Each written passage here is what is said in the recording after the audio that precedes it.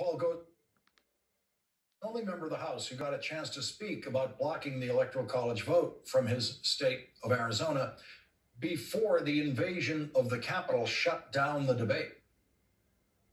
Over 400,000 mail-in ballots were altered, switched from President Trump to Vice President Biden, or completely erased from President Trump's totals.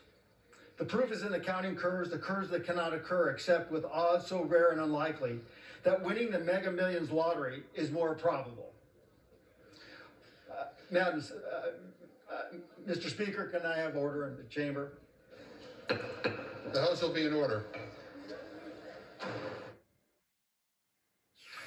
Turns out he couldn't have order in the chamber. Joining us now is Tim Gosar, the brother of Arizona Republican Congressman Paul Gosar.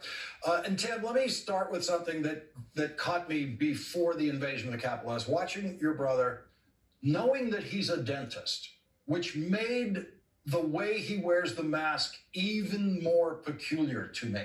The mask was not covering his nose. It wasn't even covering his mouth. What explains that about a trained dentist? Well, I would say that a couple of months before the election, he was on camera saying that the COVID was overblown and that it would go away at the time of the election. So, if you listen to Paul, do so at your own risk. I mean, he's been in the healthcare profession his whole life, yet makes those kind of statements about COVID, putting people in harm's way. What do you think should happen now after the invasion of the Capitol?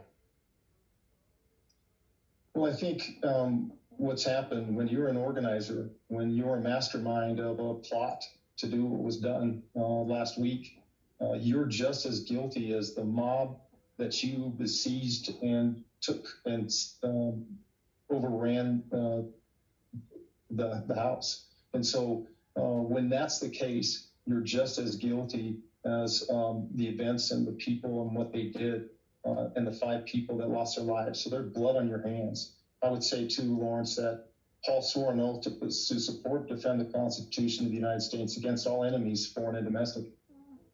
When you take that oath and you commit treason and insurrection, aren't you the person that has committed those crimes? And aren't you the enemy that you're sworn to protect us from? So you want your brother expelled? Absolutely. Absolutely. He's thumbed his nose at his oath and put people in harm's way, and 5 people are dead because of the events that he set in motion, that he masterminded and that he organized.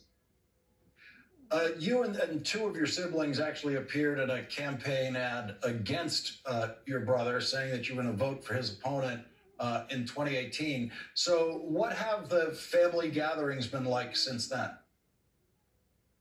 Well, I don't gather with Paul, Lawrence. I don't have a relationship with Paul. I have a zero tolerance for white supremacy and hate and people that won't tell the truth, people that don't have integrity or character. And I know that that's who Paul is, and I don't have a relationship and won't with him. Has he changed during the Trump years? I would say, Lawrence, that he's changed ever since he became a member of the House. He was an original birther where he said that President Obama was an illegitimate president and wasn't even a citizen of this country. He called the Pope a leftist, doing the bidding for the left. He told in 2016, he said, get over it. Elections have consequences. In 2017, he said that George Soros was a Nazi sympathizer and had given up his people to the Nazis. And then we have this abhorrent, unbelievable event that he organized, masterminded, and put into effect. Tim Gosar, thank you very much for joining us tonight. I can imagine how difficult this must be for you to watch and to see your brother's involvement in it. Thank you very much for joining us. Lawrence, thanks for